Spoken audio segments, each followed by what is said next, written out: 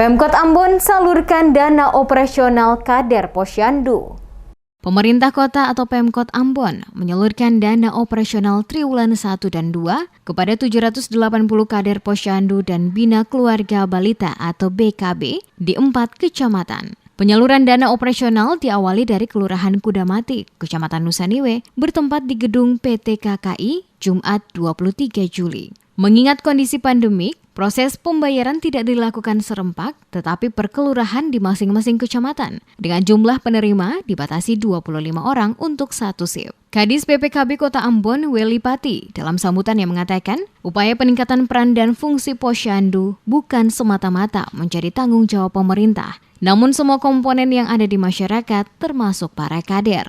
Dikatakan, fungsi kader sangat besar menunjang penyelenggaraan Posyandu tidak semata sebagai perencanaan pelaksana, pembina, dan penyuluh, tetapi juga sekaligus motivator bagi masyarakat. Upaya pengembangan kualitas SDM katanya dapat dilakukan secara merata apabila sistem pelayanan kesehatan yang berbasis masyarakat seperti Posyandu dapat dilakukan secara efektif dan efisien, serta dapat menjangkau semua sasaran yang membutuhkan layanan tumbuh kembang anak, ibu hamil, ibu menyusui, dan nifas. Weli berharap pembayaran insentif operasional dan BKB janganlah dilihat dari besar atau kecilnya, tetapi sebagai bentuk kepedulian dan perhatian pemerintah Kota Ambon terhadap jasa yang selama ini dilakukan kader. Sekaligus sebagai motivasi bagi para kader terhadap tugas dan kerja, walaupun pelayanan masih dilakukan di tengah Kota Ambon yang menghadapi pandemi COVID-19. Hari ini pembayaran operasional Posyandu dan BKB ini mulai dari Kecamatan Nusaniwe. Ya, nanti hari berikut lagi ada di Kecamatan Sirimau, Baguala, kemudian Teluk Ambon.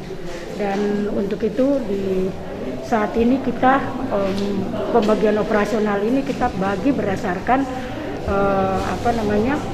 kelurahan.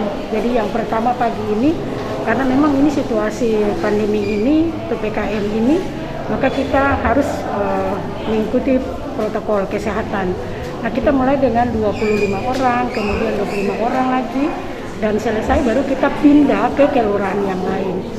Hari ini Posyandu ya, triwulan 1-2 semester 1 ini kita bagi kepada 780 orang.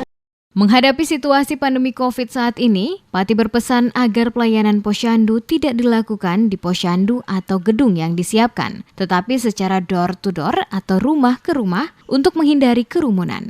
Dia berharap pelayanan Posyandu harus didukung oleh kader Posyandu yang kredibel, yang siap berperan serta di dalam pelayanan kesehatan, khususnya pelayanan dasar Posyandu. Rendahnya partisipasi kader akan berdampak pada rendahnya kesadaran masyarakat untuk datang dalam kegiatan pemantauan tingkat 1 gizi anak, ibu hamil, dan menyusui, yang pada akhirnya tidak dapat memenuhi kebutuhan data perkembangan status gizi anak balita di Posyandu.